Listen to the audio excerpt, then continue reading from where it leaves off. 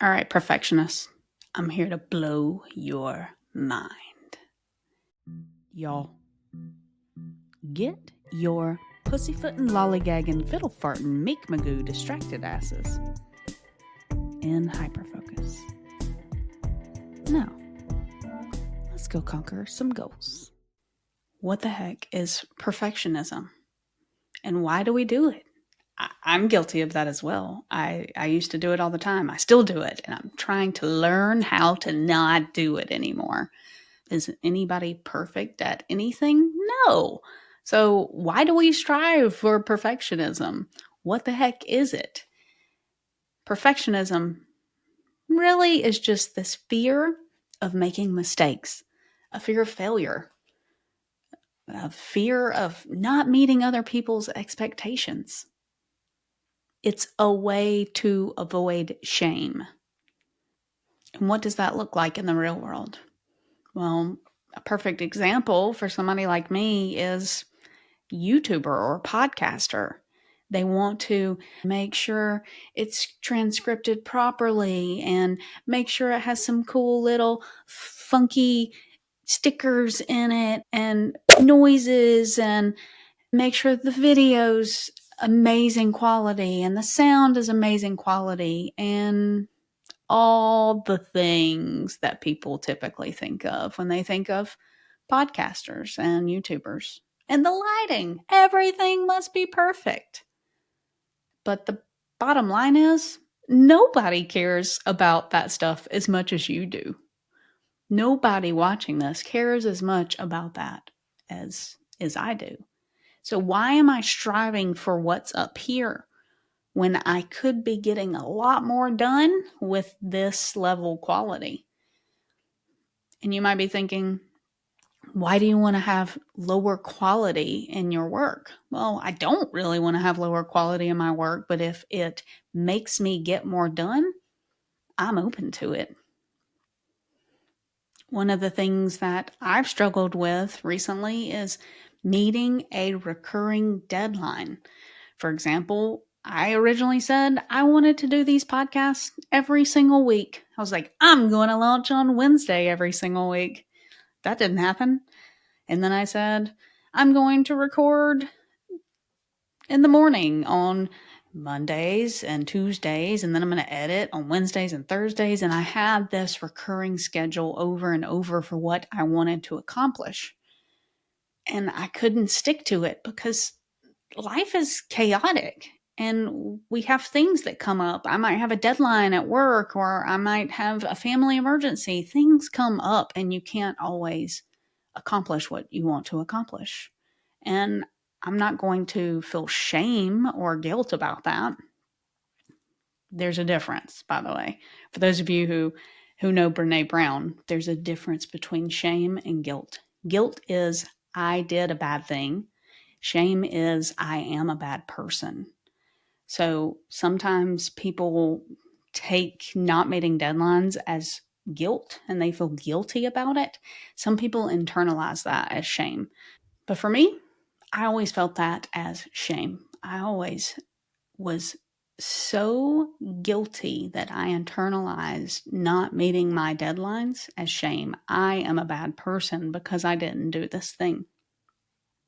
One of the points that Brené Brown makes a lot when she's speaking is that there's this difference between perfectionism and excellence. Are you striving for perfection or are you striving for excellence? Truly, perfectionism is like this outward, extrinsic motivation. You are trying to impress people. You are trying to make it at its best quality that you possibly can because you're afraid of failure. You're afraid of judgment. But then there's this idea of excellence, and it's intrinsic. It comes from within. I want to be great for myself, and I want to put out work that I'm proud of. And so how do you create that excellence instead of the perfectionism? Well, the first way to do that is through repetition. Focus on repetition. Don't focus on the perfectionism, making it perfect. Just do the thing over and over and over again. And as you do it, you will learn how to get better. You will become more excellent at it because you're doing it repeatedly. My communications coach recently sent out an email, and in that email, he talks about this book, Art and Fear. And in that book, there's a parable about a ceramics teacher. And the ceramics teacher is at the very beginning of his class, brand new class, he says, I'm going to subdivide you into two groups. One group of students will be graded on quantity, and the other group of students will be graded on quality. And as the class progressed, he noticed when he went to go and grade them at the very end, the students who were graded on quantity, they were pumping out different pieces of pottery. And as they did that, they were getting better. They were improving upon their skills. The group that was graded on quality, they were focused, highly focused on perfectionism. They were trying to make that one piece perfect. And it turns out the better quality pieces actually came from the students who were graded on quantity. A similar topic is we were recently watching a video or a podcast. It was the How I Write podcast. Shout out to Michelle for sending that over to us.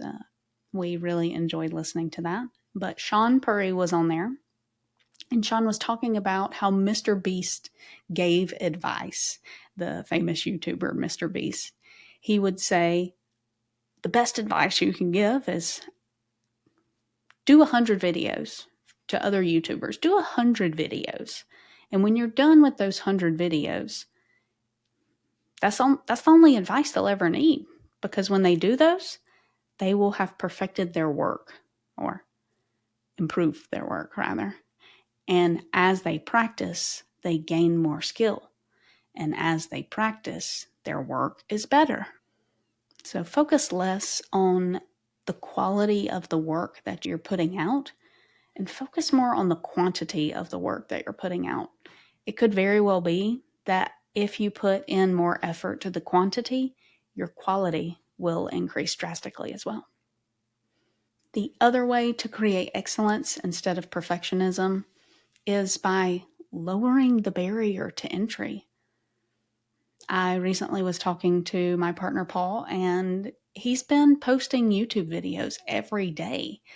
And I'm proud of him for that. And I envy that in a way. I say, hey, Paul, how do you do that so frequently where you put out a YouTube video every day and he's getting very good at it. He's putting them out every day. His channel is The Mangineer, by the way. But he puts those videos out, and as I watch them, I'm noticing a great progression of quality. And he said the reason he's getting so good at it is because he's focused less on the quality and focused more on the quantity. He's removing the barrier to entry. If he had to edit the videos a lot, if he had to add the captions and transcripts and make it fancy and have fun little sound effects, then he would not do what he's doing now. By lowering the barrier to entry, he's able to put out multiple videos and then get better as he goes.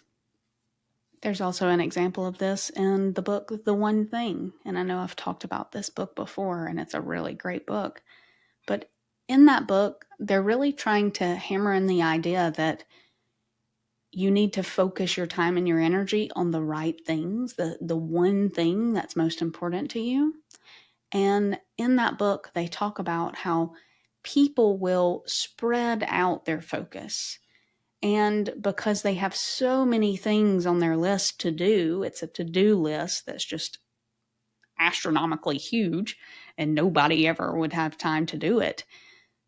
He says the solution to that is not putting in more time to those things. It's erasing some of those things off your list.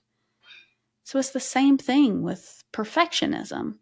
Instead of focusing on making sure the video is absolutely perfect, instead of making sure the lighting is absolutely perfect, all of these things that are a barrier to entry, just cut that out, cut the things out, the amount of things that you're trying to make perfect, and you'll be able to get a lot more done.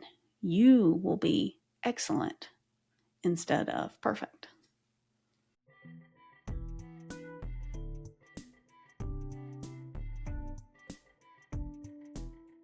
I'll ask you to think about how you can get 80% of the quality of the things you're doing in half the time. Is there anything that you can cut out? Is there anything that you can stop striving for perfection so that you can get shit done and be excellent at your skill and your craft? Thank you for watching.